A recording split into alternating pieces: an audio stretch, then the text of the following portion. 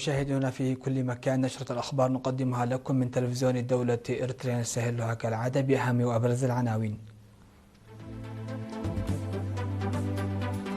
قائد الشرطة الإريترية يعقد ندوة قانونية في مدينة عصب. توزيع جائزة عند ماسو لأكثر من 1200 طالبة في المرحلة الإعدادية في الجنوبي.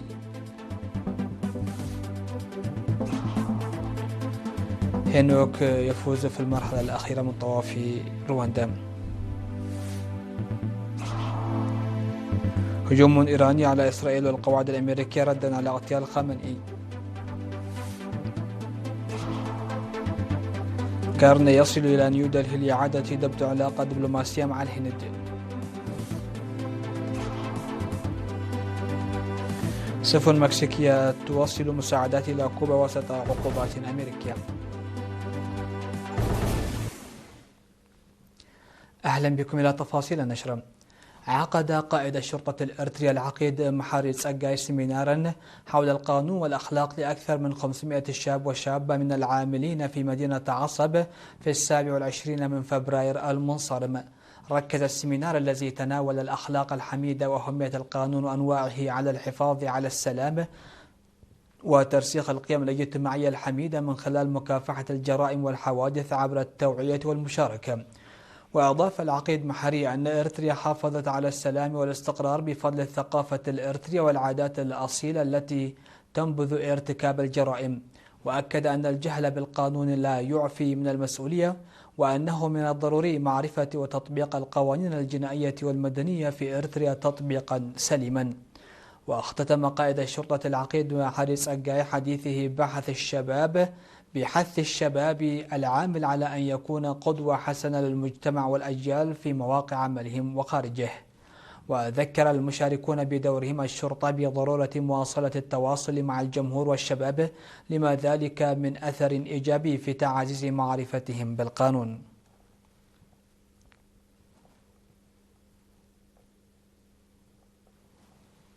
قام الإقليم الجنوبي بتوزيع جوائز عند ماسو ل 1203 طالب وطالبة متفوقين، من بينهم 48.6% من الطالبات ممن حصلوا على أكثر من 80% في امتحان الشهادة المتوسطة على المستوى الوطني.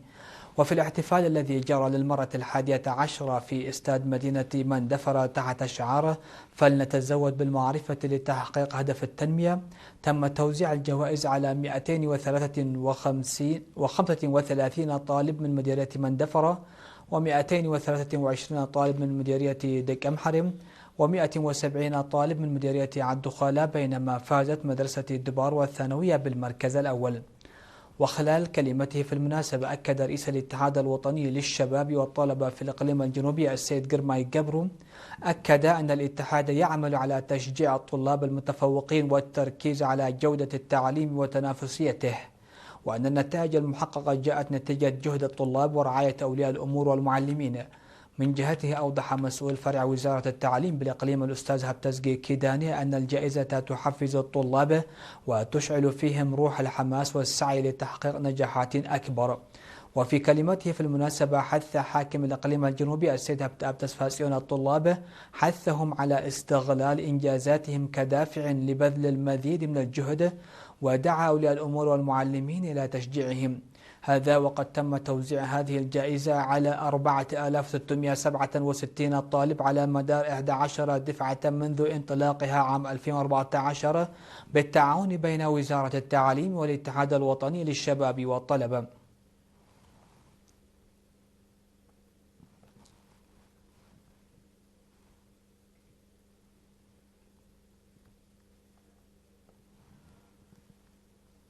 عقد فرع وزارة التعليم في إقليم عنسبة اجتماعا في حاضرة الإقليم مدينة كرن في 27 من فبراير المنصرم لتقييم الأنشطة الثقافية والرياضية والصحية التي تسهم في عملية التعليم والتعلم.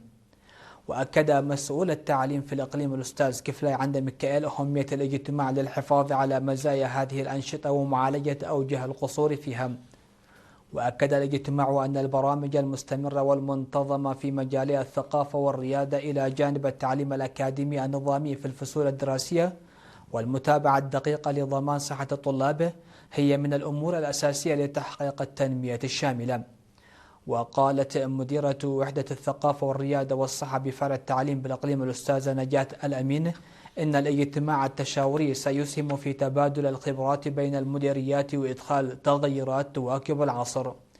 بدورهما أكد كل من المدير العام لقسم الخدمات الاجتماعية العقيد تسفاسيون جرماي والمدير العام لقسم الثقافة والريادة السيد سراج حاجة أن الأنشطة الثقافية والريادية والصحية لا يمكن أن تكون فعالة دون التنسيق مع الشركاء.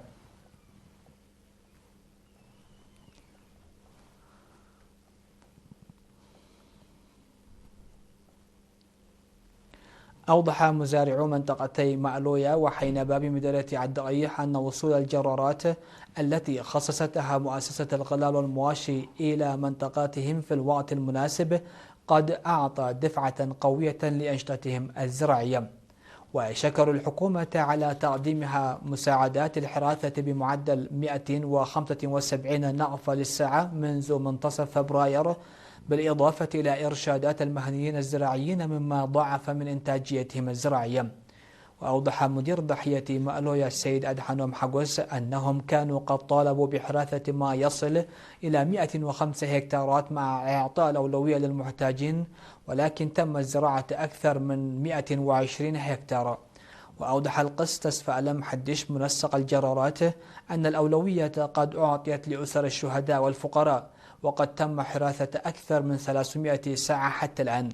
قال المشرف على عمل الجرارات الشاب رضوان إبراهيم إنه من المخطط زراعة حوالي 1000 هكتار في الإدارات الثماني المتبقية.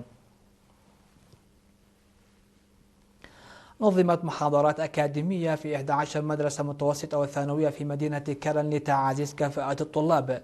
وركزت المحاضرات التي نظمت يومي 24 و25 فبراير على أهمية التعليم وعواقب مقاطعة الدراسة والتغيب المتكرر ونقص الانضباط وسوء الإدارة وإدارة الوقت وتأثيرات الأقران وإساءة استخدام التكنولوجيا. وقد حث مدير مدينة كرن السيد رزاني أرآيا الطلاب على الاهتمام والاجتهاد في دراستهم والسعي للوصول إلى أعلى مستوى أكاديمي بالاستفادة من فرص التعليم المتاحة لهم. ودعا مسؤول قسم متابعة إدارات الضواحي في إدارة مدينة كرن السيد بكيت قبطان المؤسسات الحكومية المعنية، دعاها على العمل على تعزيز العلاقة الثلاثية بين الطلاب والمعلمين وأولياء الأمور، حيث تعتمد نتائج الطلاب على جهود المعلمين ومراقبة أولياء الأمور على حد سواء.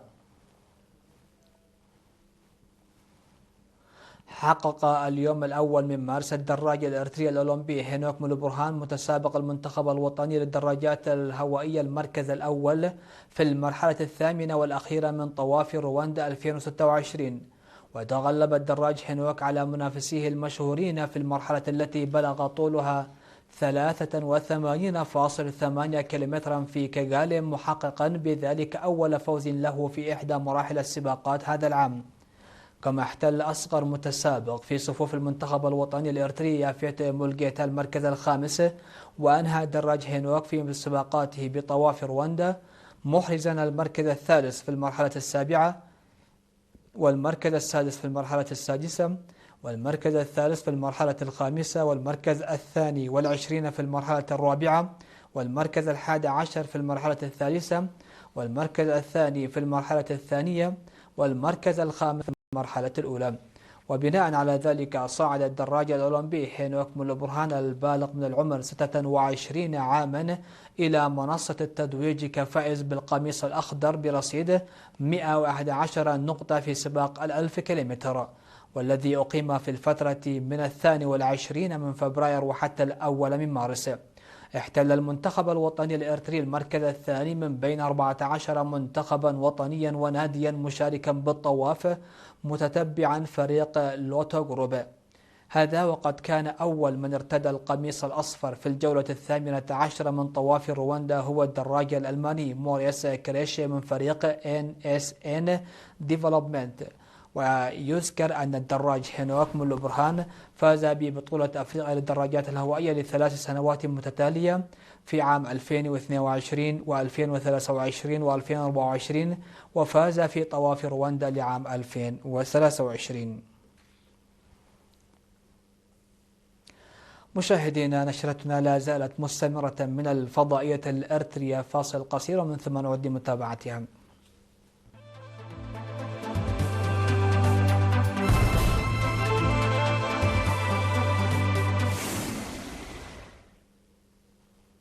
أهلا بكم. على الصعيد العالمي، أعلن الحرس الثوري الإيراني بدء هجوم عنيف ضد إسرائيل والقوات الأمريكية في المنطقة ردا على اغتيال المرشد الأعلى علي خامنئي. وقبل ساعات أعلن التلفزيون الإيراني مقتل المرشد الإيراني علي خامنئي، وذلك بعد ساعات قليلة من تصريح الرئيس الأمريكي دونالد ترامب بالتأكد من مقتل المرشد الإيراني. وأعلنت الحكومة الإيرانية الاحتداد العام في البلاد لمدة 40 يوما وتعطيل الدوائر الرسمية لمدة 7 أيام. وشنت أمريكا وإسرائيل هجوما مشتركا واسعا على إيران، وشملت القرارات وفق الجيش الإسرائيلي مهاجمة 500 هدف في إيران، منها دفاعات جوية ومنصات إطلاق صواريخ، في الوقت الذي رصدت فيه الجزيرة إطلاق صفارات الإنذار في إسرائيل 528 مرة بسبب القصف الإيراني. وردت طهران بإطلاق موجة صاروخية واسعة استهدفت مناطق متفرقة من إسرائيل، وأسفرت عن مقتل 5 إسرائيليين وإصابة 121 آخرين. وقال الحرس الثوري إنه شن سلسلة هجمات استهدفت قواعد ومراكز عسكرية أمريكية وإسرائيلية بالمنطقة، في حين أعربت دول الخليج عن قلقها البالغ إزاء التصعيد الخطر في المنطقة، مستنكرة بشدة استهداف إيران لوحدة وسلامة أراضيها وانتهاك سيادتها. ومن المتوقع أن تستمر حملة القصف المكثفة 5 أيام على الأقل، وفقا لمسؤول أمريكي رفيع المستوى.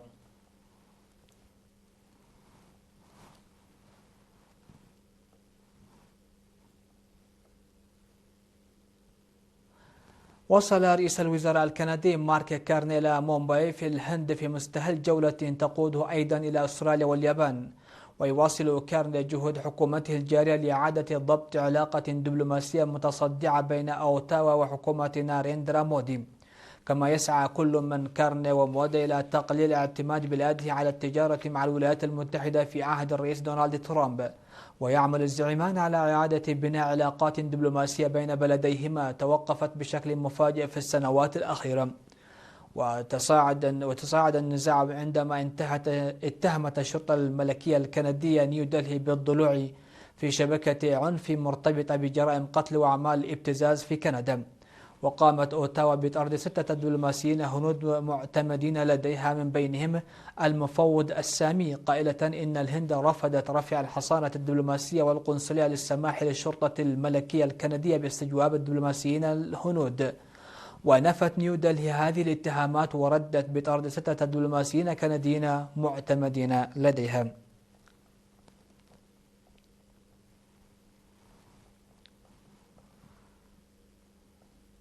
وصل سفينتان تابعتان للبحرية المكسيكية إلى هافانا تحملان أكثر من 1100 طن من المساعدات الإنسانية لكوبا، وفقا لما صرحت به نائبة وزير الخارجية الكوبي جوزيفينا فيدال. وكانت السفينتان ARM بابلبوبان و ARM هوستيكو قد غادرتا ميناء فيراكروز بناء على توجيهات من الرئيسة المكسيكية كلوديا شينباوم. وتأتي شحنة المساعدات هذه في ظل وضع معقد تمر به كوبا مع تجديد العقوبات الاقتصادية الأمريكية ونقص الطاقة الذي تسبب في القطاعات واسعة النطاق للتيار الكهربائي ونقص حاد في الغذاء. أعربت المكسيك مرارا وتكرارا عن دعمها لسيادة كوبا، ورفضت السياسات العدائية تجاه الجزيرة.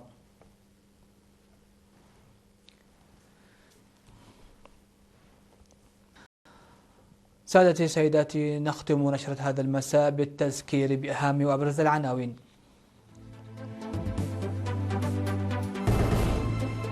قائد الشرطة الإريترية يعقد ندوة قانونية في مدينة عصب.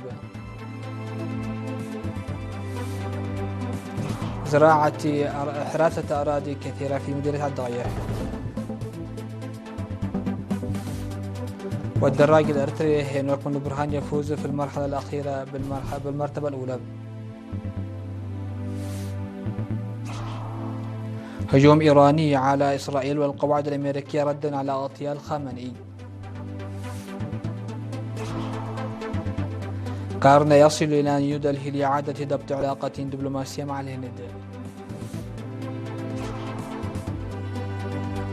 السفن المكسيكية تواصل مساعدات إلى كوبا وسط عقوبات أمريكية.